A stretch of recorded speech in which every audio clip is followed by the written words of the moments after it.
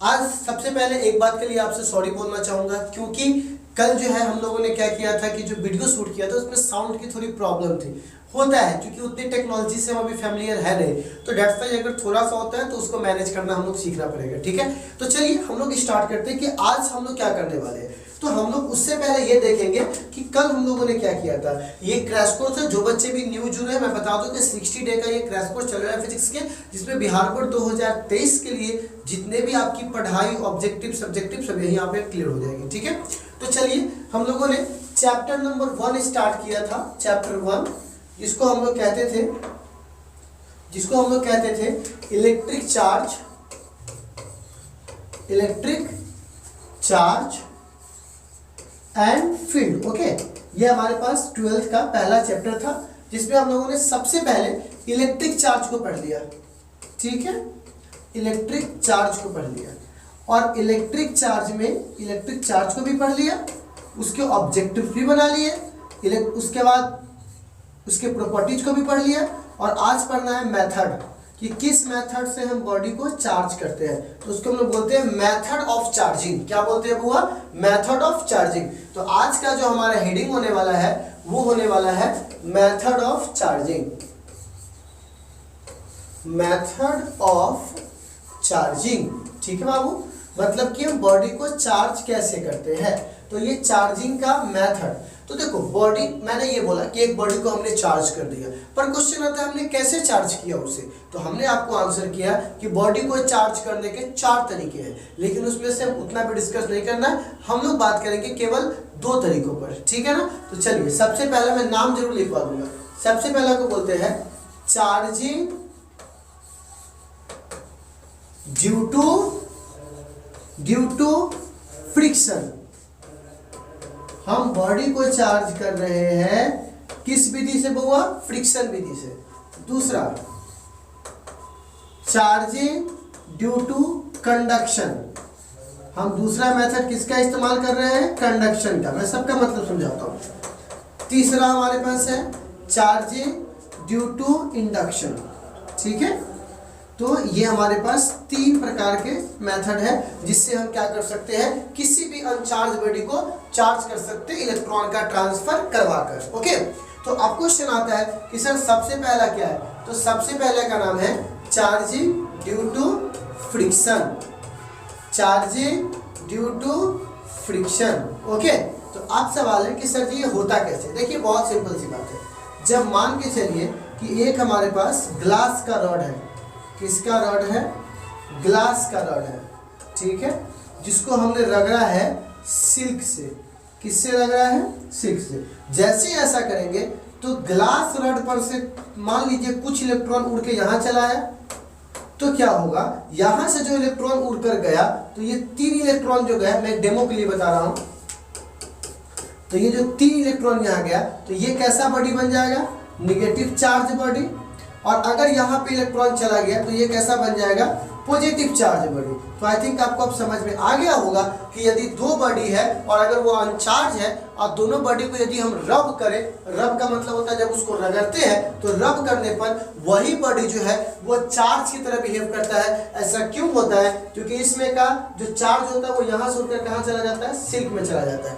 क्या चला जाता है वो? इलेक्ट्रॉन। तो इसी प्रोसेस से क्या होता है, 2 वस्तु को परस्पर रगड़ने से चार्ज का क्या होता है, एक बॉडी से दूसरे बॉडी पे क्या होता है? ट्रांसफर होता है। तो जिससे चार्ज निकला वो पॉजिटिव बन जाता है और जिस पे चार्ज गया वो नेगेटिव बन जाता है। तो ये भी चार्ज बन गया, ये भी चार्ज बन गया। तो क्या ये कंजर्वेशन के नियम का पालन करता है? बिल्कुल करता है, क्योंकि जितना चार्ज यहाँ से निकला उतने ना यहाँ गया।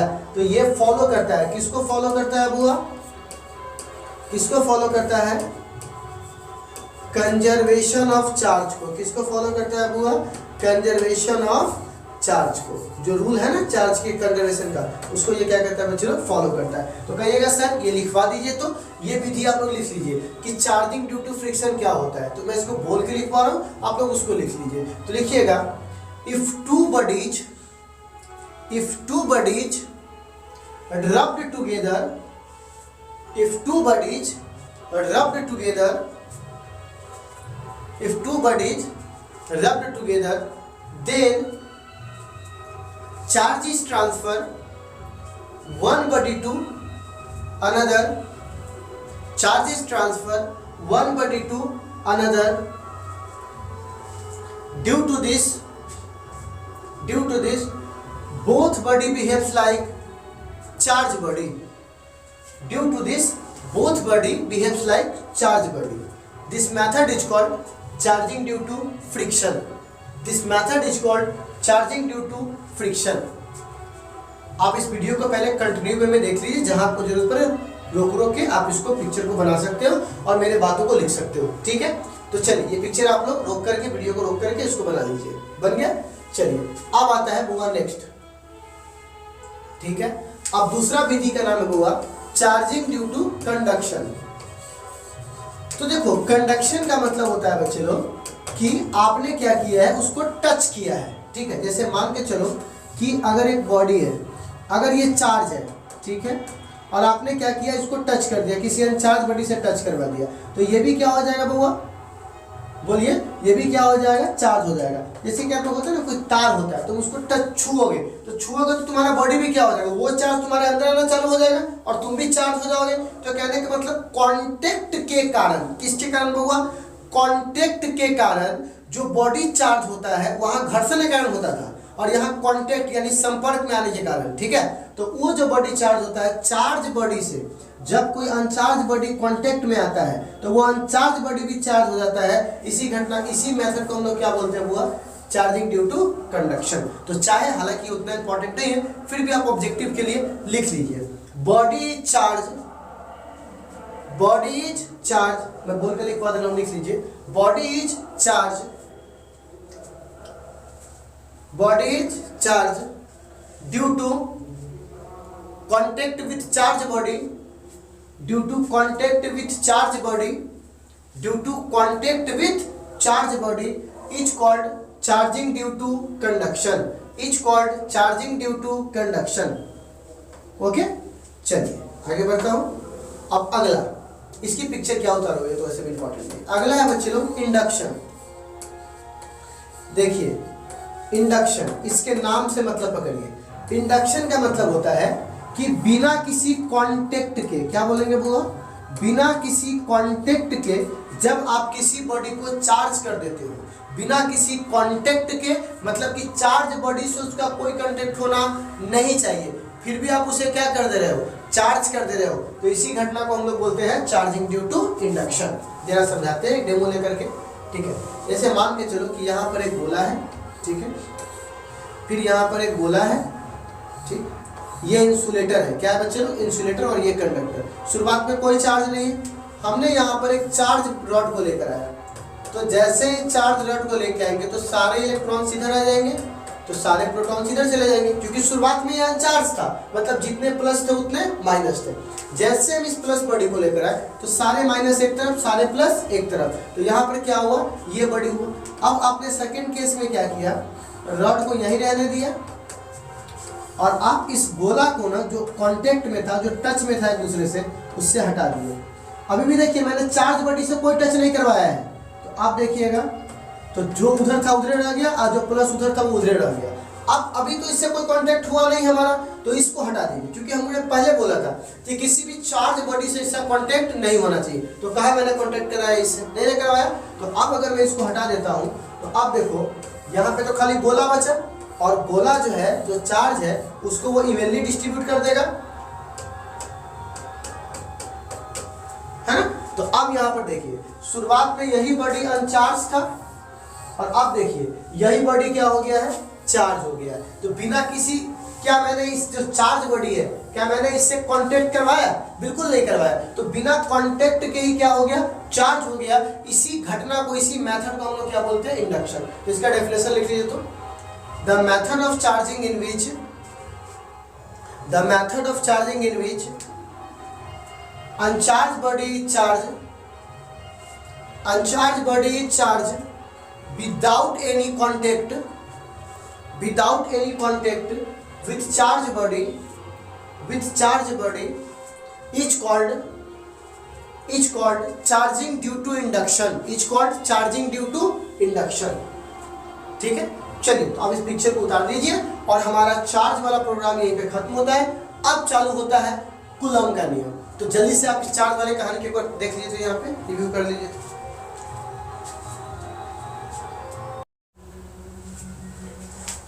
चलिए बच्चों, तो अब इसके ऊपर बात करते हैं। देखिए अब एक नियम आया। अब ये नियम क्या है, ये बिहार बोर्ड के लिए भी बहुत इंटरेस्टिंग टॉपिक है और इससे क्वेश्चन आपको ऑब्जेक्टिव मिलेंगे। 2 मार्क्स के चांसेस थोड़े कम है, लेकिन ऑब्जेक्टिव आपको मिलेंगे। 5 मार्क्स तो नहीं मिलेगा इस टॉपिक से। तो देखो बच्चों क्या है कि जैसे मान के चलो कि 2 चार्ज है, एक प्लस पे, यहाँ पे प्लस है, यहाँ माइनस है और यहाँ पर भी माइनस है, ठीक, और यहाँ प्लस है और यहाँ माइनस है। तो देखो चाहे बल अट्रैक्शन का लग रहा हो, चाहे बल रिपल्सन का लग रहा है, जैसे यहाँ पर लग रहा है रिपल्सन, यहाँ पे लग रहा है रिपल्सन और यहाँ पे क्या लग रहा है अट्रैक्शन, पर लग तो फोर्स ही रहा है। क्या लग रहा है, फोर्स। और कितने चार्ज के बीच में लग रहा है बच्चे लोग, 2 चार्जेस के बीच में, है ना। 2 चार्जेस के बीच में इकलौता कोई फोर्स लगा सकता है, नहीं लगा सकता है। तो कितने चार्जेस के बीच में बल लग रहा है बच्चे लोग, 2 चार्जेस। तो 2 चार्जेस के बीच में जो बल लग रहा है उस फोर्स को हम लोग बोलते हैं इलेक्ट्रिक फोर्स। कौन सा फोर्स, इलेक्ट्रिक फोर्स। तो इसके बारे में कितना लग रहा है, कैसे लग रहा है, ये सारी जानकारी देने के लिए जो वैज्ञानिक हमारे सामने है उनका नाम है कूलम्ब्स लॉ। कूलम साहब थे। कूलम साहब ने किस बल के बारे में जानकारी दी आपको, इलेक्ट्रिक फोर्स के बारे में। किसके बारे में जानकारी दी, इलेक्ट्रिक फोर्स के बारे में। तो क्या जानकारी दी, तो जरा सा समझिए इस बात को। उन्होंने जानकारी दिया, मैं यहाँ पे इसके पीछे बहुत स्टोरी है, न्यूटन की स्टोरी को इससे ऐड करूंगा, लेकिन वो सब मेन क्लास में। अभी हमको टाइम पे भी ध्यान देना और आपका टाइम बहुत बहुमूल्य है, इसीलिए अभी मैं 2 बाय 2 बात करता हूँ। होता क्या है, इन्होंने क्या ऐसा रिसर्च किया कि एक चार्ज, यहाँ पर मैं चार्ज का साइन बेकार चीज पहले बता दिया, मैं यहाँ पे मान के चलो कि एक चार्ज यहाँ पर है Q1, ठीक है, और दूसरा चार्ज को डिनोट किए Q2 से, और दोनों एक दूसरे से कितना दूरी पर है, R दूरी पर है। तो इन्होंने क्या पाया कि जो इसके बीच में बल लग रहा है, या तो आकर्षण का लगेगा या तो विकर्षण का लगेगा, या तो अट्रैक्शन या तो रिपल्सन। तो उन्होंने क्या पाया कि जो फोर्स है वो डायरेक्टली डिपेंड करता है दोनों चार्ज के वैल्यू के मैग्नीट्यूड पर, वैल्यू के प्रोडक्ट पे, है ना। तो ये दोनों चार्ज है उसका मैग्नीट्यूड, क्योंकि देखो चार्ज तो नेगेटिव भी हो सकता है, पॉजिटिव भी हो सकता है। तो हम तो यहाँ केवल मैग्नीट्यूड की बात कर रहे हैं, तो इसीलिए मोड लगाने से वो हमेशा प्लस आ जाएगा, ठीक है।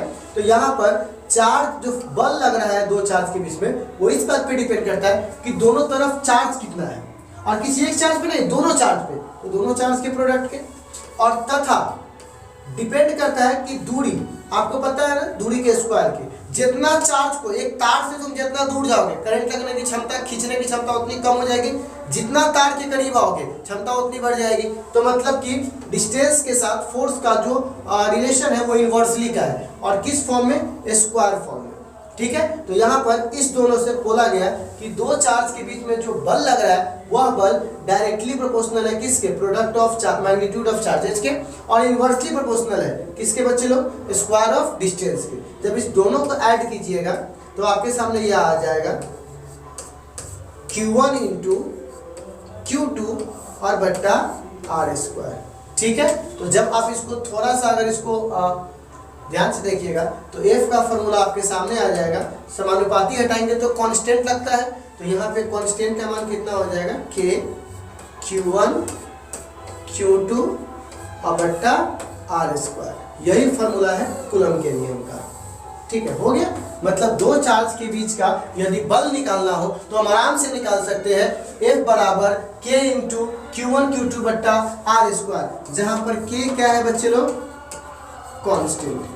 K क्या है बच्चे लोग, कांस्टेंट, ठीक है। तो यहाँ पर F प्रोपोर्शनल क्या हो जाएगा, Q1 × Q2, यानी 2 चार्ज का प्रोडक्ट और इसके डिस्टेंस के साथ स्क्वायर वाला फॉर्म, क्योंकि डिस्टेंस बढ़ने पर वैल्यू घटता है इसलिए इनवर्सली है, ठीक। दोनों को कंबाइन कीजिएगा, ये आएगा, समानुपाती हटाइएगा, K लग जाएगा, ठीक है। K के बारे में चर्चा थोड़ा देर के बाद करूंगा, पहले आप इतना समझ लीजिए। तो सर इसका डेफिनेशन क्या होगा, तो मैंने अभी आपको बताया कि इसका डेफिनेशन इसके फॉर्मूला से मैच करेगा, क्योंकि ये फॉर्मूला के आधार पर तो लॉ बनाया, उन्होंने फॉर्मूला बताया और इस फॉर्मूला को शब्दों में ढालना है, तो पक्की बात है फॉर्मूला से ही डेफिनेशन बनेगा। तो क्या बनेगा वो देखिए, तो डेफिनेशन आपको लिखना चालू कीजिए। तो if 2 charges place at some distance, यदि दो चार्जेस को कुछ दूरी पर रखा जाए, if two charges place at some distance, लिखना चालू कीजिए, if two charges place at some distance, if two charges place at some distance,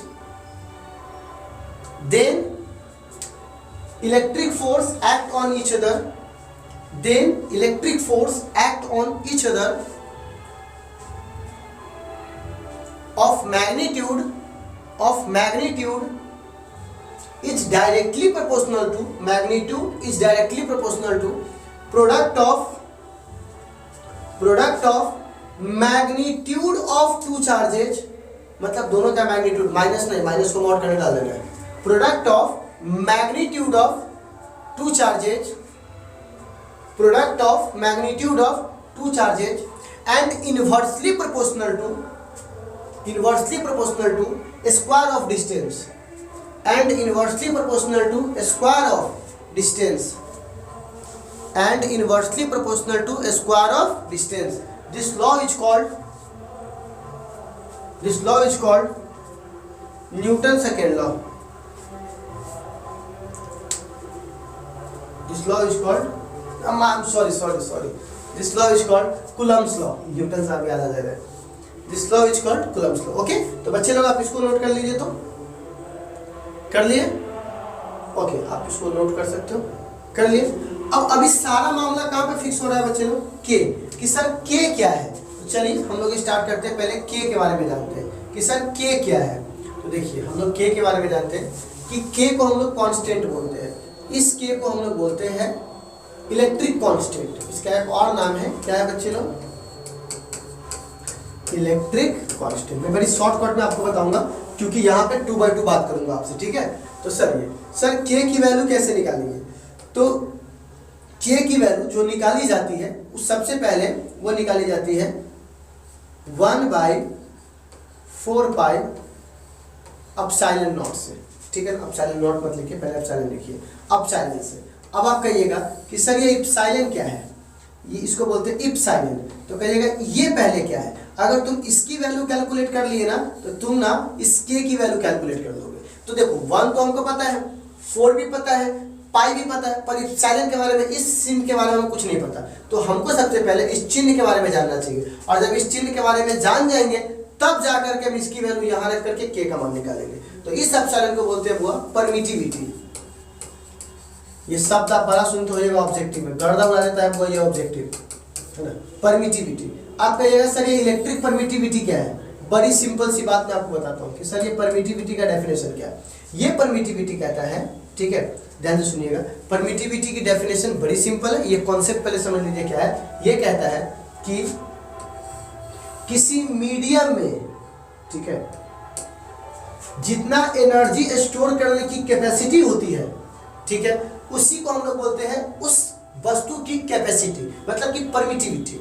जैसे मान के चलिए कि यहाँ पर 2 चार्ज को मैंने रखा, ठीक है ना. तो 2 चार्ज को रखा, तो ये यहाँ पे मान लीजिए मैंने नेगेटिव रखा, तो इस वस्तु में के सारे नेगेटिव को इधर भुला लेगा और सारे पॉजिटिव को इधर बुला लेगा.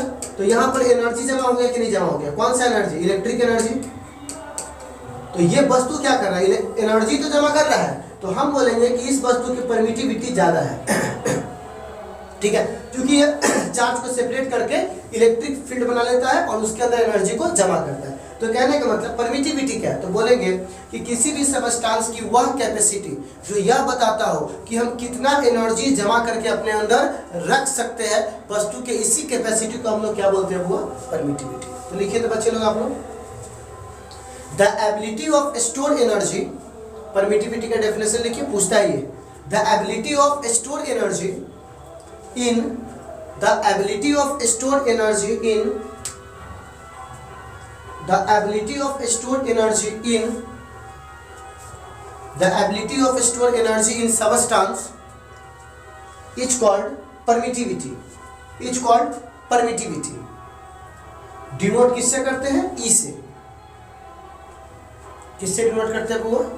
ई से. ठीक है, वेरी गुड, बहुत अच्छी बात है.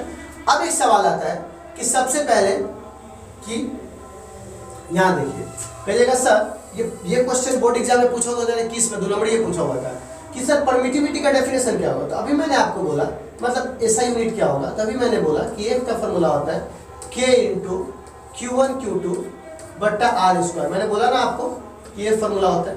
तो अभी मैंने बोला कि k का फॉर्मूला क्या है, तो अभी आप ध्यान से देखिएगा, मैंने अभी लिखा था ना कि k बराबर इतना होता है। अगर आप इसको निकाल लेते हैं तो आपका k का मान निकल जाएगा। तो k का मान बेटा यहाँ पर देखिएगा होता है 1/4 पाई एप्सिलॉन नॉट बराबर एप्सिलॉन Q1 इंटू Q2 और बट्टा क्या है बच्चे लोग R स्क्वायर। ठीक है, हो गया। तो अब देखो इसका सबसे पहले हमको 2 चीज निकालना है, कौन सा यूनिट, ऐसा यूनिट। ये बोर्ड एग्जाम में पूछा हुआ क्वेश्चन है, इसलिए एकदम स्टार लगा लो। बहुत अच्छा क्वेश्चन आपको बता रहा हूँ, बहुत ऑब्जेक्टिव है ये। तो सबसे पहले हमको किसका ऐसा यूनिट निकालना है, वो परमिटिविटी का। तो जिसका ऐसा यूनिट निकालना है उसको एक तरफ, तो ई को एक तरफ ले आएंगे, तो ये खाली क्या बचेगा 1/4 पाई और ये एफ नीचे आ जाएगा। तो बताइए ये क्या हो जाएगा Q1 इंटू Q2 और बट्टा R स्क्वायर गुने एफ हो जाएगा, हो जाएगा। अब बताओ 1 का तो कोई यूनिट नहीं होगा, 4 का भी कोई यूनिट नहीं होगा, पाई भी संख्या है, 22/7 संख्या कोई मात्रक नहीं होता। तो बताओ तो अब सेलेक्ट नोट का मात्रक क्या हो जाएगा, चार्ज का कूलम, फिर चार्ज है, फिर कूलम, दूरी का मीटर, चूंकि स्क्वायर है तो स्क्वायर, फोर्स का न्यूटन। तो ये हो जाएगा कूलम स्क्वायर बट्टा मीटर स्क्वायर गुने न्यूटन। आ गया ऐसे मात्रक, सिंपल बन गया आपका ऑब्जेक्टिव। तो ऐसा यूनिट क्या होता है समझ में आ गया, किसका, परमिटिविटी का। बिल्कुल। अब इसका डायमेंशन लिखना है, क्योंकि डायमेंशन भी पूछा हुआ बोर्ड एग्जाम में। तो इसका डायमेंशन हमको लिखना है, डायमेंशन, ठीक है बाबू, वो होता है कूलम का होता है AT, क्योंकि चार्ज का होता है AT, स्क्वायर है तो स्क्वायर, लंबाई का होता है L स्क्वायर, क्योंकि यहाँ पर L होता है लेकिन स्क्वायर है तो उसके ऊपर रख दिया। फोर्स न्यूटन, तो फोर्स का होता है MLT के पावर -2। तो कुछ कटने वाला है क्या, अच्छा तो जरा देखते हैं। ए को m ऊपर गया तो m के पावर -1, ठीक है, प्लस ऊपर गया, 2 गो l, ए गो l, 3 गो ऊपर गया तो l के पावर -3, ठीक, 2 गो t ऊपर जाएगा तो यहाँ पर t के पावर 2 गो माइनस ऊपर जाएगा तो प्लस। आप पहले से 2 गो प्लस इंतजार कर रहा है तो यहाँ पे +4 हो जाएगा ना, और प्लस a के पावर 2, तो a के पावर यहाँ 2 हो जाएगा। तो बन गया हमारा डायमेंशन। तो बहुत आपके सामने इजी वे मैंने आपको बता दिया बेटा कि कैसे हमारा यूनिट निकलेगा, ऐसा यूनिट परमिटिविटी का और डायमेंशन परमिटिविटी का। क्लियर है। तो अब वापस अपने मुद्दे पर आते हैं, ठीक है।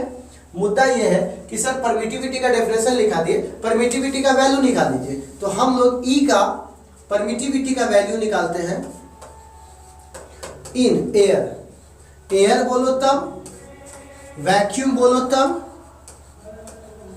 या फ्री स्पेस बोलो तब, सब एक ही बात है। फ्री स्पेस मतलब जहां कुछ भी ना हो, वैक्यूम मतलब निर्वात, वहां भी कुछ भी ना हो। एयर को इतना कम डेंसिटी होता है कि माना जाता है कि वो भी खाली होता है, ठीक है। हवा है तो रूम खाली है कि नहीं, क्योंकि रूम पैक किया हुआ है। हवा है लेकिन फिर भी आपको लगेगा कि रूम खाली है, क्योंकि उसको ना के बराबर मानते हैं हम लोग। तो ये तीनों शब्द इस्तेमाल होगा। तो बउआ एयर, वैक्यूम, फ्री स्पेस, तो इसी को हम लोग डिनोट करने लगते हैं ई नॉट से। ये बताता है, नॉट ये बताता है कि इसका वैल्यू किसकी बात कर रहे हो, एयर में, किसकी बात कर रहे हो, वैक्यूम में, किसकी बात कर रहे हो, फ्री स्पेस में। तो नॉट एक सिंबल है जो बताते हैं कि आप वैल्यू किस में निकालना चाह रहे हो। तो जब इसको कैलकुलेट किया गया तो ये आया 8.85 10 टू द पावर -12, और इसका मात्रक आपको पता है कूलम के स्क्वायर बट्टा न्यूटन गुने मीटर के स्क्वायर। तो मात्रक पता चल गया। तो बताइए हमने परमिटिविटी की वैल्यू कहाँ निकाल ली बउआ, हमने परमिटिविटी की वैल्यू निकाल ली एयर में। कहाँ निकाल लिया बउआ, एयर में। तो हमने परमिटिविटी का मान कहाँ निकाल लिया बच्चे लोग, एयर में। तो अब जरा ध्यान से सुनिएगा। तो जब आप इसी परमिटिविटी का मान यहाँ रखिएगा, ठीक है, अभी मैं रखता हूँ थोड़ी देर में। तो ये तो एयर में निकाल लिए, मान लो किसी और माध्यम में निकालना होगा तब, तो उसके लिए हमारे सामने है रिलेटिव परमिटिविटी। ये भी पूछा हुआ है बउआ, रिलेटिव परमिटिविटी। आज का क्लास थोड़ा सा ना कॉम्प्लिकेटेड है, लेकिन आप अगर एक बार रिकैप मोड में भी समझ जाओगे तो बहुत बड़ी बात है। इससे बहुत ऑब्जेक्टिव बिहार बोर्ड में है, ठीक है। और कई बार पूछा, मैं आपको डेमो दिखा दूंगा, ठीक है। पहले पढ़ तो लो। तो सवाल आता है कि सर रिलेटिव परमिटिविटी क्या है, तो जरा सुनिएगा।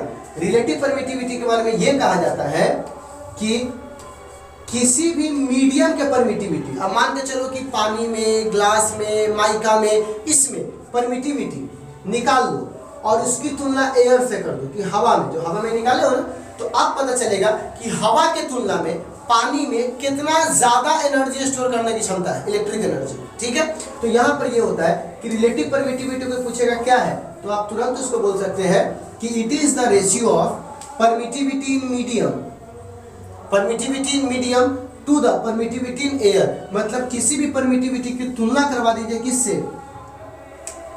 एयर के साथ, तो बन जाएगा रिलेटिव। रिलेटिव का मतलब ही क्या होता है, तुलना करना। जब आपके घर के आसपास में रिलेटिव होते हैं तो वो क्या करते हैं, तुलना करते हैं कि तुम क्या हो, वो क्या हो, तो इस तुलनात्मक दृष्टिकोण को हम लोग रिलेटिव बोलते हैं। ठीक है, तो EM बट्टा E0 हमारे पास 2 आ गया, तो ER का फॉर्मूला क्या हो जाएगा, EM बट्टा E0, मतलब रिलेटिव परमिटिविटी ER बराबर। ठीक है, तो डेफिनेशन लिखो तो इसका, it is the ratio of, आपको लग रहा है ना कि पीछे जो बज रहा है वो भोजपुरी भी है, हिंदी भी है, तो आपको लग रहा है कि ये गाना बज रहा होगा, नहीं, ये हनुमान आराधना हो रहा है, ये नया किस्म का हनुमान आराधना है आजकल। ठीक है ना, मतलब कि सिर्फ शब्द अलग है, बाकी पूरा म्यूजिक सब एक जैसा है। ठीक है, अगर शब्द आप तक ना पहुंचे तो अर्थ का अर्थ भी निकल सकता है। तो खैर बच्चे लोग, रिलेटिव परमिटिव का डेफिनेशन लिखिए, it is the ratio of permittivity in medium to the permittivity in air. It is the ratio of permittivity in medium to the permittivity in air. Okay, चलिए, तो डेफिनेशन हो गया। इसको denote किससे करते हैं, ER से। और सबसे पहली बात, ऊपर भी परमिटिविटी, नीचे भी परमिटिविटी, तो नो यूनिट, इसका कोई यूनिट नहीं होगा। अच्छा, और इसका डायमेंशन भी नहीं होगा, no dimension, no unit no dimension. ठीक है, अब चलिए, अब सवाल आता है कि सर इसकी वैल्यू कितनी होगी। तो परमिटिविटी का मान अगर आप चेक करोगे किस में, वाटर में, तो ये आता है 80 के आसपास, मतलब कि एयर से कितना गुना अधिक परमिटिविटी है, 80 गुना। अगर माइका की बात करोगे तो ये आ जाएगा 6, और अगर तुम एयर की बात करोगे तो एयर में रिलेटिव परमिटिविटी कितना होगा, 1 ना होगा, क्योंकि खुद का खुद से काटोगे तो वैल्यू कितना आएगा, 1। तो ये वैल्यू याद रखिएगा, ये बिहार बोर्ड में पूछता है, पूछा भी हुआ ये क्वेश्चन, ये वाला और ये वाला अधिकतर पूछता है। तो आपको समझ में आ गया कि रिलेटिव परमिटिविटी क्या होता है, एग्जैक्टली आ गया। तो आप सोच के देखिए कि अगर हम ये K का मान निकालने आते, पता नहीं कहां से कहां भटक गए, तो अगर हम K की मान इसको निकालना चाहते हैं, K के मान को, तो देखिए, तो K बराबर क्या फॉर्मूला है, 1/4 पाई अपसाइलन।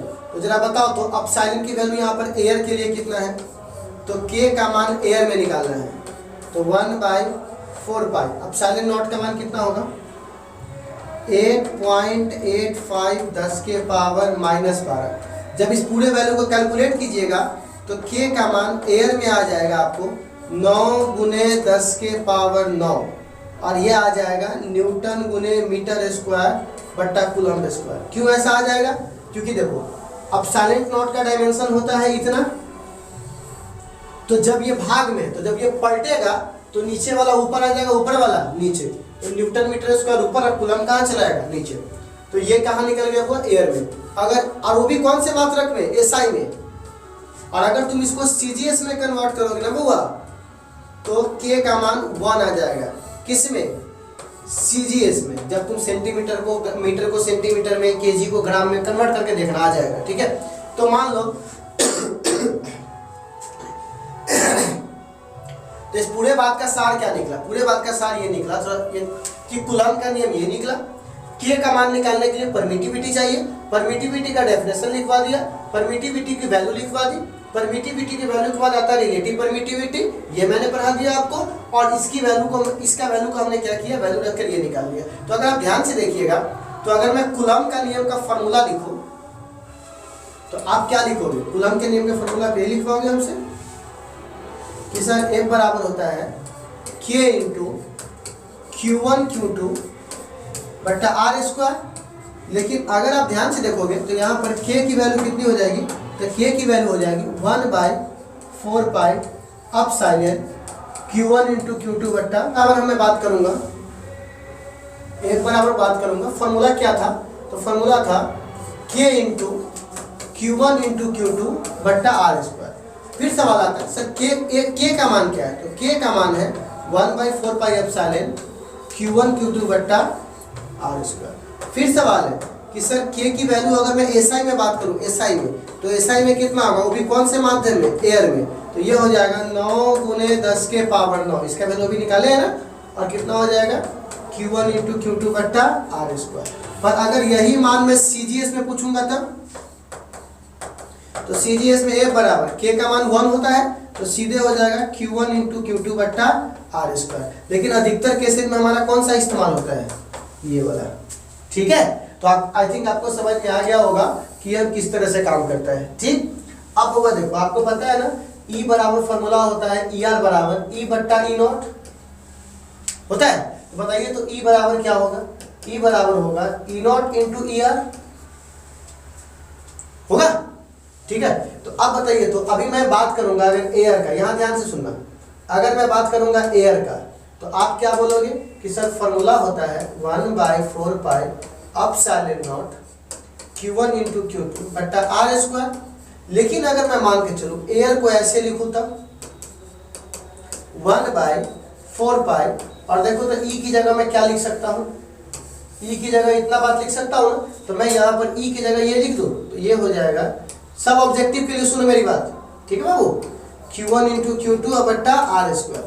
अगर मैं बात कर रहा हूं हवा का, तो मैंने अभी बोला है कि हवा के लिए ER का मान 1 होता है, किसमें, एयर में। तो आप बताइए F एयर का मान कितना होगा, F एयर का मान हो जाएगा 1/4 पाई एप्सिलॉन Q1 × Q2 बट्टा आर स्क्वायर हो जाएगा। अब सुनो, अगर मैं इसी में हवा की जगह किसी मीडियम की बात करता हूं, तो फॉर्मूला क्या है 1/4 पाई एप्सिलॉन Q1 × Q2 बट्टा आर स्क्वायर। अगर मैं मीडियम की बात करूंगा, तो ये तो क्लियर नहीं किया कि ER का मान कितना होगा, किस माध्यम में रख रहे हैं, तो सीधे आप E की जगह ये दोनों मान उठा के यहाँ रख दीजिए, तो यहाँ पे हो जाएगा E not ER Q1 × Q2 बट्टा आर स्क्वायर। तो बताओ तो FM बराबर क्या हो जाएगा, अरे F क्यों लिखा गया, सॉरी 1 होगा, तो बताओ तो हुआ FM का मान कितना हो जाएगा, इतना ही हो जाएगा। तो अगर मैं FM को F एयर से भाग दे रहा हूं तब, तो देखो FM का फॉर्मूला यहां से उठा के यहां रखो, तो रखिएगा तो कितना आ जाएगा वो, ये तो ये रखिएगा तो आ जाएगा, ये आ जाएगा 1/4 pi epsilon into epsilon not Q1 × Q2 बट्टा आर स्क्वायर, और बट्टा F एयर का मान यहाँ निकाल चुके हैं 1/4 पाई एप्सिलॉन नॉट, है ना, और Q1 × Q2 और बट्टा आर स्क्वायर। तो कट जाएगा, सब कट गया, खाली क्या बच जाएगा 1/एप्सिलॉन नॉट, ठीक। एक खतरनाक ऑब्जेक्टिव निकल के आपके सामने आया। तो कोई आपसे पूछेगा कि बताओ तो F मीडियम बट्टा F एयर का मान क्या है, तो बोलेगा 1/एप्सिलॉन नॉट, एप्सिलॉन का।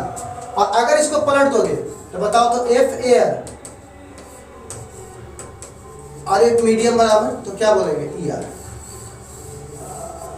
ये भी ऑब्जेक्टिव हो गया आपके सामने, ठीक है, कि मतलब एयर में जो बल निकाले हो और मीडियम में जो बल निकाले हो, अगर उस दोनों को भाग दोगे तो किसके बराबर आएगा, इसके। जैसे मान के चलो कि हवा में तुम्हारा बल आया कुछ न्यूटन, पानी में आया कुछ न्यूटन, इस दोनों को भाग दोगे तो 80 के बराबर आ जाएगा। मतलब अगर ऐसे देख लो, हवा में आया 6 न्यूटन, पानी में कितना आया पता नहीं, वाटर का हमको नहीं पता, इसी फॉर्मूला के हिसाब से तो पता है ना पानी का ER 80 होता है, तो आप तुरंत निकाल सकते हो कि वाटर में जो बल आएगा वो 6/80 न्यूटन आएगा भाग देकर। तो ये ऑब्जेक्टिव में काम आएगा। तो आई थिंक आज की क्लास में आपने क्या क्या सीखा, कूलम्ब के नियम को सीखा, कूलम्ब के नियम के बाद जो सबसे जटिल ऑब्जेक्टिव है परमिटिविटी, उसको सीखा। मैं आपसे रिक्वेस्ट करूंगा, मैंने बहुत हल्के शब्दों को और बड़ी आसानी से इसको समझा दिया है। जब आप इसको नोट्स बना रहे होंगे तो एक बार इस नोट्स को जरूर आप सबमिट कर ले, बनाते वक्त पढ़ते वक्त स्क्रीनशॉट ले ले, और आज के लेक्चर को प्लीज 2 बार देखिए, क्योंकि आपका ऑब्जेक्टिव है इसके अंदर, और तब मैं आपको चल करके ऑब्जेक्टिव ही बनवा रहा हूँ। तो आप इसको पहले नोट कर लीजिए, फिर ऑब्जेक्टिव में हम लोग चलते हैं। तो आज के लिए बस इतना ही, जब कल मिलेंगे तो हम लोग बात करेंगे कूलम्ब्स लॉ के और छोटे मोटे फॉर्म्स के बारे में, ठीक है, और कल कूलम्ब्स लॉ खत्म हो जाएगा। तो चलिए बाय बाय, टेक केयर, आप सभी लोग खूब पढ़िए, मजे से पढ़िए, पढ़ लिए तब भी इसको पढ़ लीजिए, नहीं पढ़े तब भी इसको पढ़ लीजिए, क्योंकि दोनों ही कंडीशन रिवीजन के लिए आपके लिए बेस्ट होगा। Bye bye, take care.